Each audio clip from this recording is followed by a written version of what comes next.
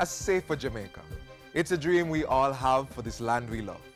While the government is playing its part in fulfilling that dream, we as citizens must do our civic duty, uphold the law, be our brother's keeper, and report any acts of wrongdoing. No, it's not about being an informer, it's taking a stand against crime. Hi, I'm Theodore Henry. Stay with me today on Jamaica Magazine as we discuss strategies to make our country safer. Newly installed Commissioner of Police, Dr. Carl Williams, is this week's guest on Issues and Answers. It's his very first interview since assuming office, and we'll have the exclusive. Also in the show, more positive strides as the government works to improve national security. There's also a little something for the poetry lovers, so stick around. It's going to be a great show.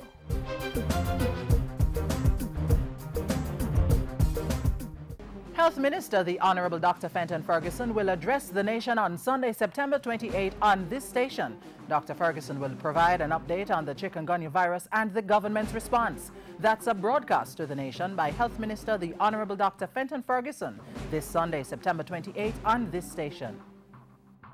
Householders, business people, school administrators, protect yourself and your children from the chikungunya virus. Be on the alert.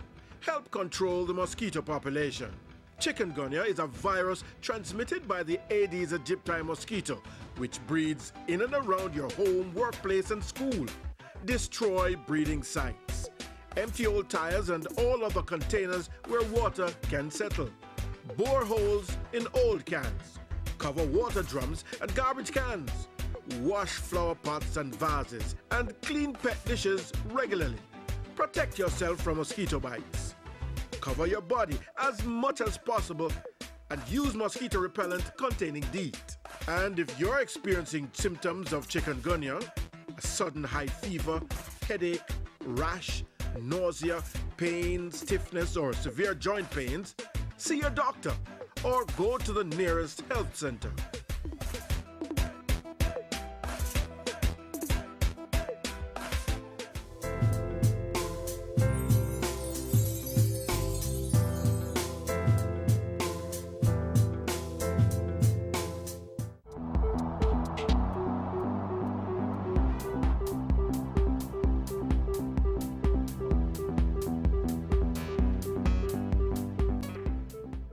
There's a new commissioner in charge of the Jamaica Constabulary Force. Dr. Carl Williams assumed office on September 15. He brings a wealth of experience to the job and the full backing of the administration. As we begin our focus on how to create a safer Jamaica, we asked Dr. Williams to share his vision for the force and his mission. Thanks for joining us for Issues and Answers. I'm Ian Boyne.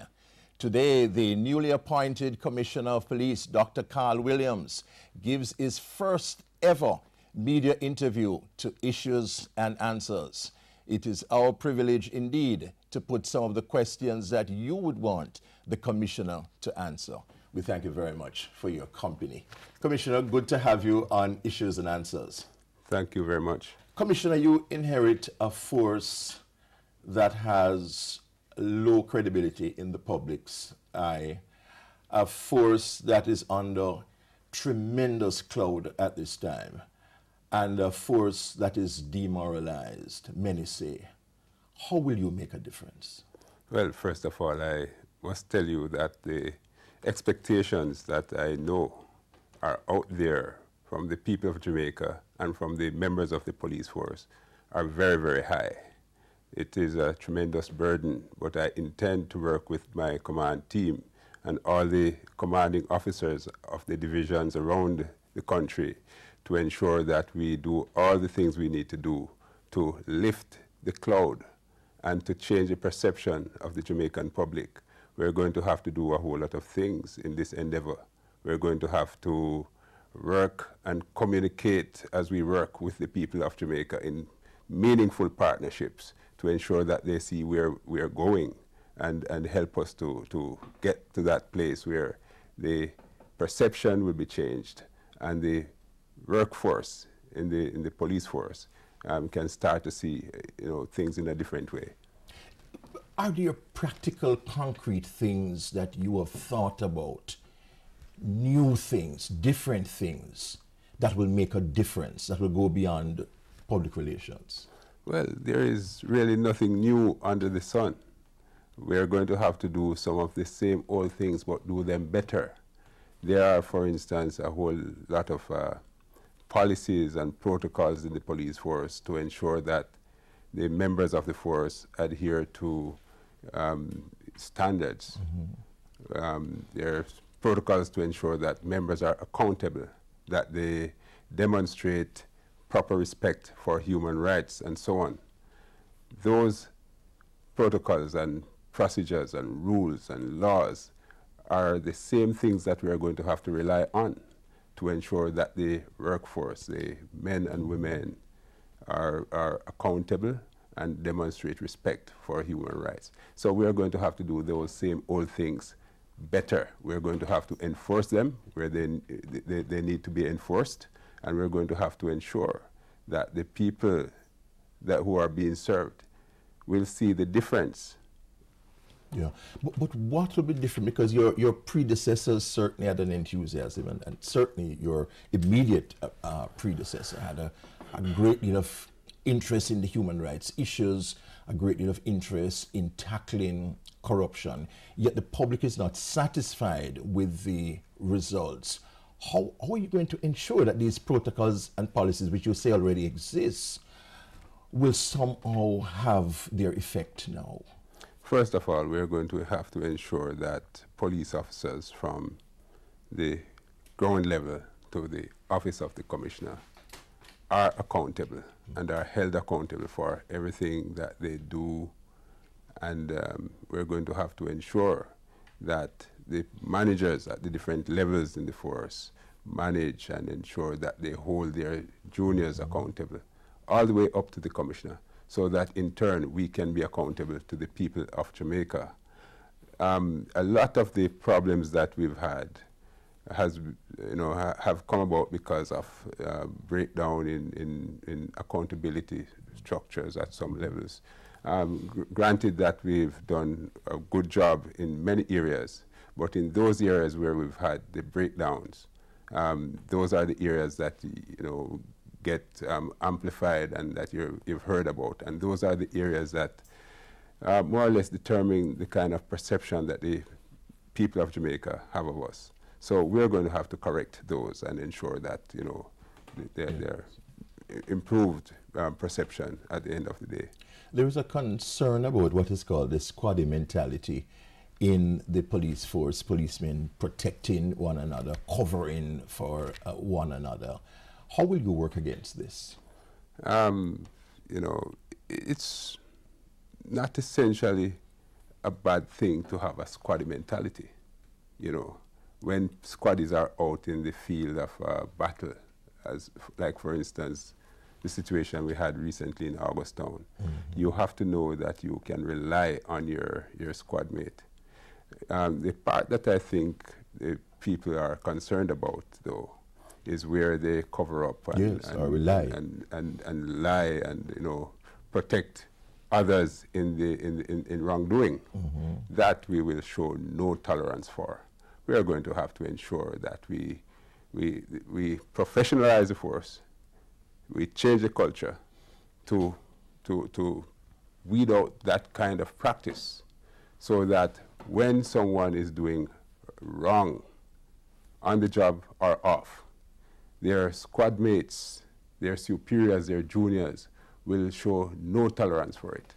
And I'm not going to be able to go into details with you now, but there are a number of things that we are going to do to ensure that that kind of practice is out of the force in short order. So you have some concrete things to do? Yes, yes. We have already discussed a number of strategies which, they have not yet been put to the general membership. So I would not want to go into detail. We have discussed them at what level?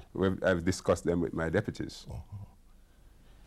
The newly appointed Commissioner of Police, Dr. Carl Williams, in his first media interview, giving assurances that some of the concerns, some of the primary concerns of the public about the force will be dealt with. We take a break, but we'll be right back.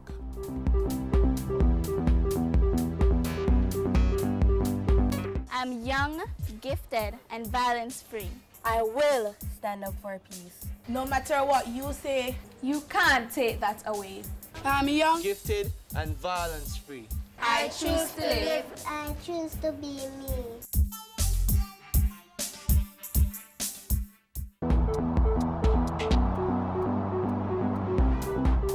Welcome back to Issues and Answers. Commissioner of Police, Dr. Carl Williams, is speaking to us, and I'm putting to him some of the issues and concerns that you have.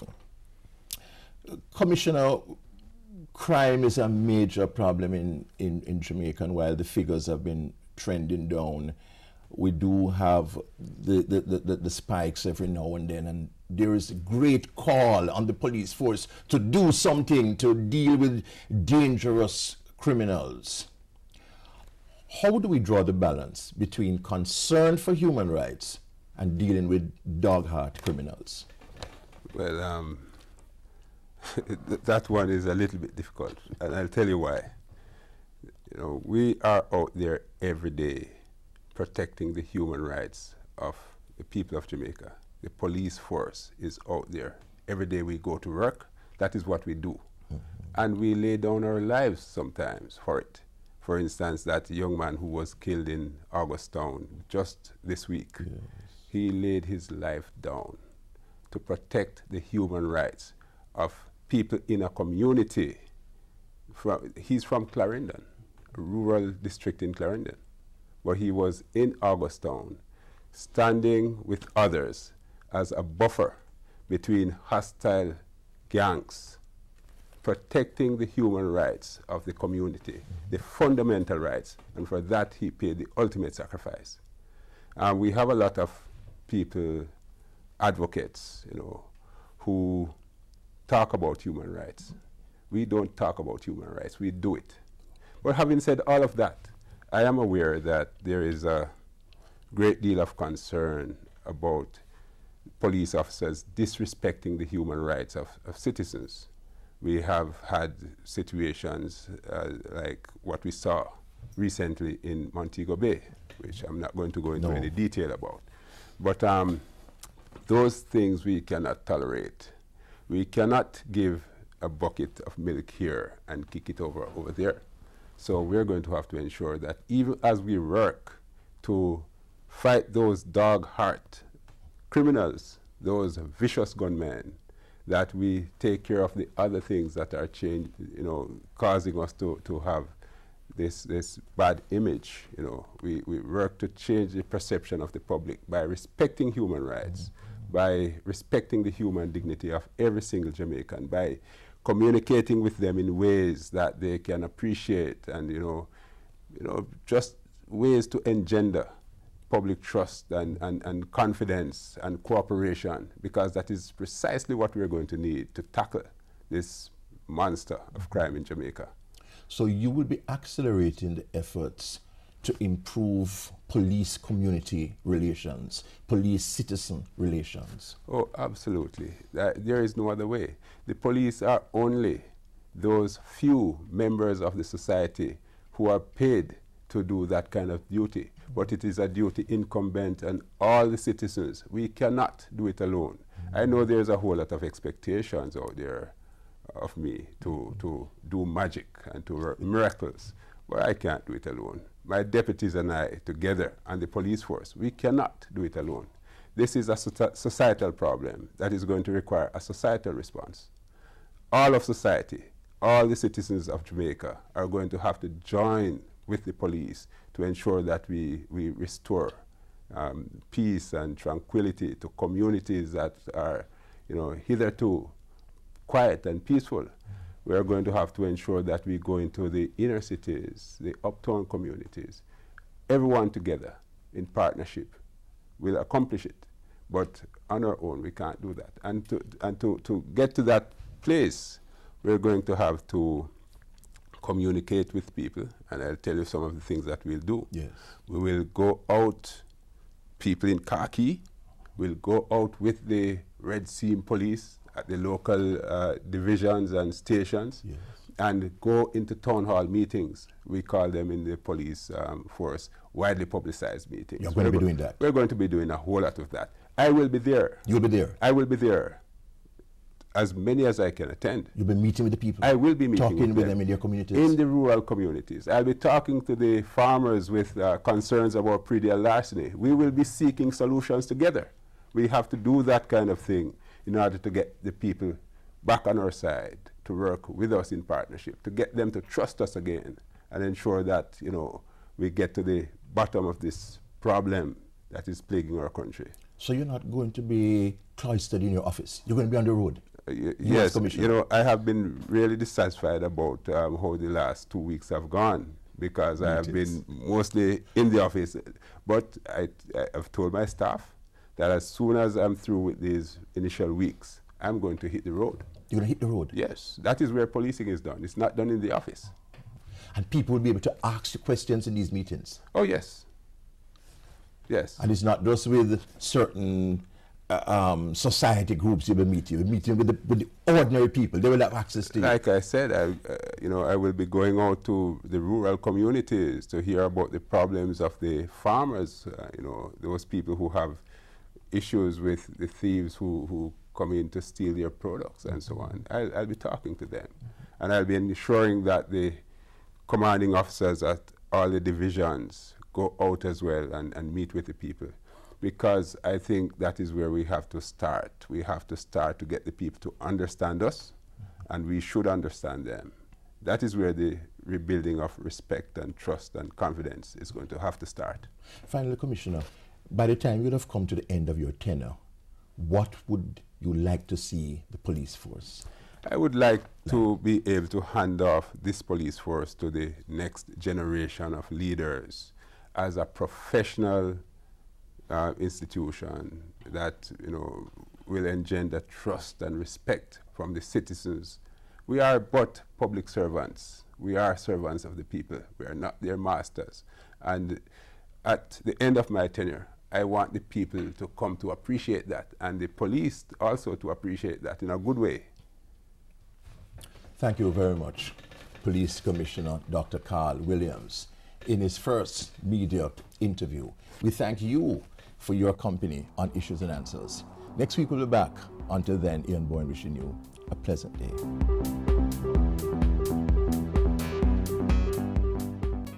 They will come when they will try to escape, and there will be nowhere to run. No one is above the law. We encourage all Jamaicans to join the fight against corruption, organized criminality, these nefarious activities that stymies our country's progress. I want to encourage all Jamaicans to call. We have a secure line, 1-800-CORRUPT. Call anytime, and we will treat the information received with the highest standard of confidentiality. We need your help. We want to elicit your support. Call 1-800-CORRUPT. That's 1-800-267-7878. Be the change. Report corruption today.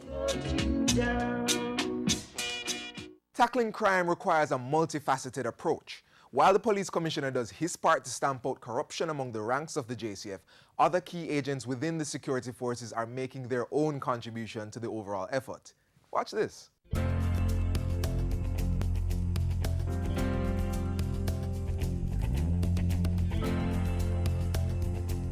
Creating a safer society. Government, through the Jamaica Constabulary Force, continues to press towards this goal. And with the increased use of technology, intelligence, and greater community involvement, the JCF has been seeing successes in its fight against violent crime. Another main area of focus is the fight against corruption. And by all indications, the police seem determined to tackle this issue across all areas of national life.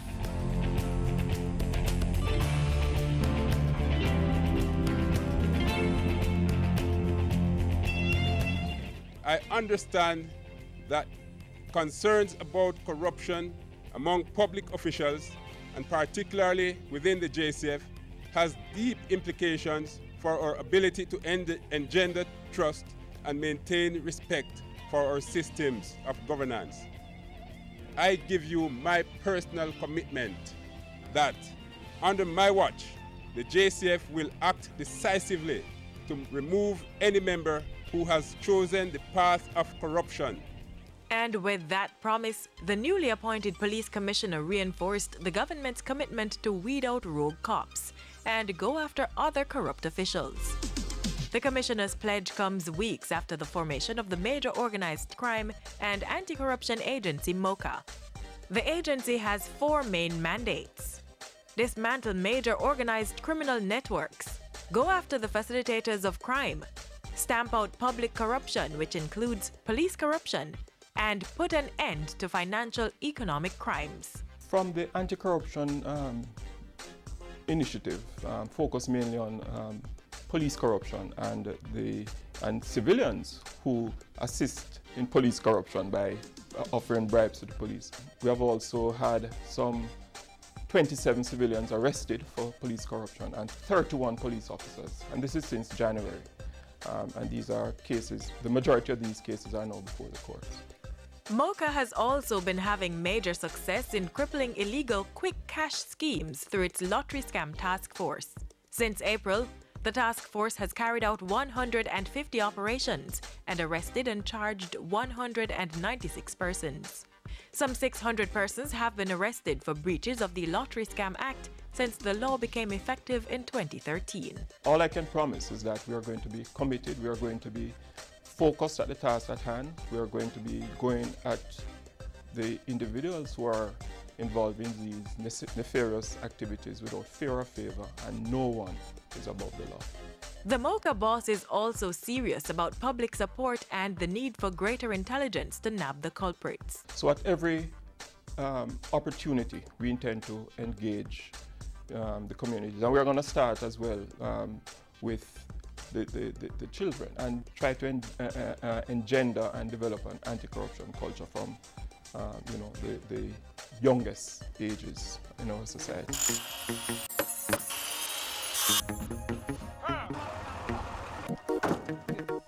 And while the police and MOCA turn up the heat on criminals, another branch of the security forces is actively working in communities to build relationships and develop the people, part of government's overall crime prevention measures. In addition to its role of providing operational support for the JCF, the Jamaica Defense Force has a long track record of social intervention projects. That work continued in 2014 with the JDF's Summer Work Program, a community outreach program, and a major input in the Citizen Security and Justice Program (CSJP). During the summer, more than 40 National Youth Service participants were engaged by the JDF. This year we had persons working in communications and info systems.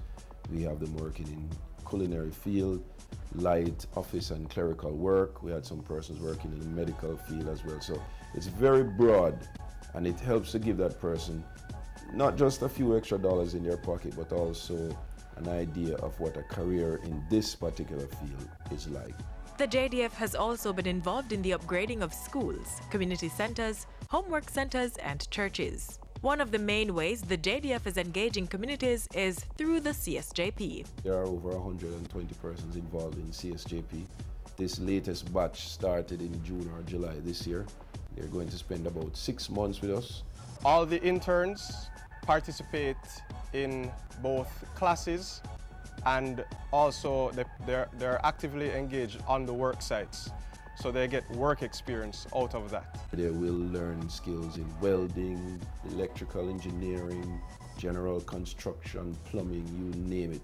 And at the end of the 6-month period, they then go back to their communities, not only with some life skills and some real technical abilities, but they also leave with the sort of work ethic that we value here in the JDF. Once they've completed the program, all participants get valuable letters of recommendation which they can use as they seek employment.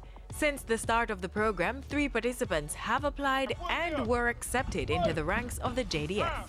The Army also hired some of the CSJP participants to work on project sites. Take Mark Knott, for example. He is a former CSJP participant who's now an intern supervisor on the Lathbury Barracks construction site at Up Park Camp. Yeah, man, I will encourage all inner city youths to join this program because it will help to mold them to be a better person. You understand? Especially with discipline, make themselves more marketable, you know, that they can get a job whenever time they please. If we invest in our young people then it will be highly unlikely, or it will be less likely for them to get involved in negativity. Government is steadfast and committed to working with communities to rid the country of the scourge of crime. And it is doing just that by targeting young people, instilling good work ethics and positive values, shaping the next generation for a safer Jamaica.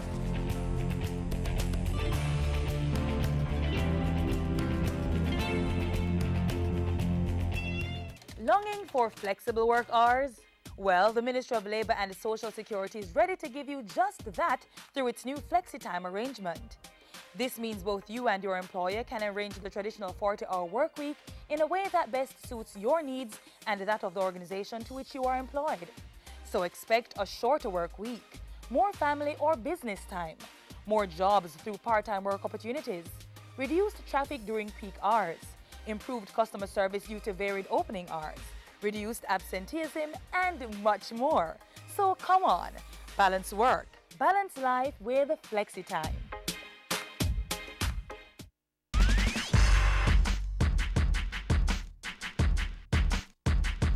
Today is being celebrated as International Right to Know Day. Why is that important? Well, the right to information is a human right. Access to information helps to promote transparency and accountability in government. The Portia Simpson Miller administration has remained true to its commitment to create an open government. Officials answer questions and make themselves available to speak to the issues that are important to the people. There's also the Access to Information Office and agencies such as the Jamaica Information Service, which keep you in the know through daily programs like this one. Government provides access to information through a range of avenues, including websites and social media. Take the police, for example. You may visit their website anytime, day or night, and get the facts on their anti-crime measures. You could even report crimes on their Facebook page. Let's keep the information flowing. Access to information is your right, so use it.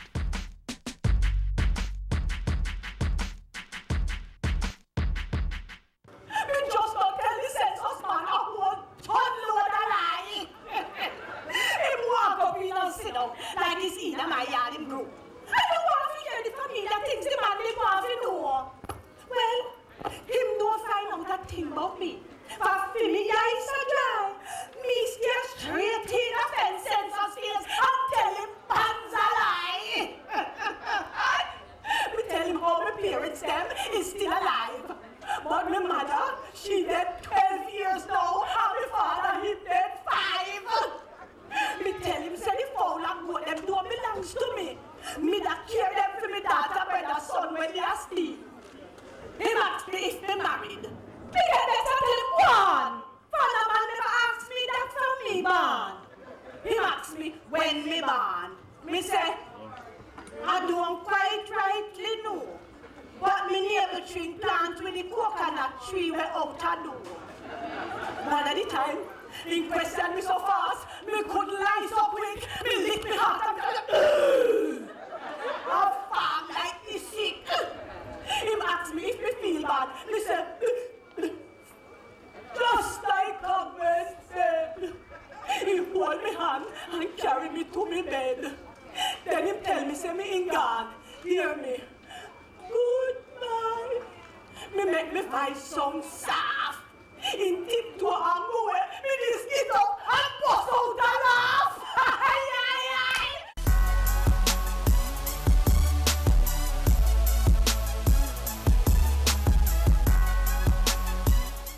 Before we go, I leave you with these words.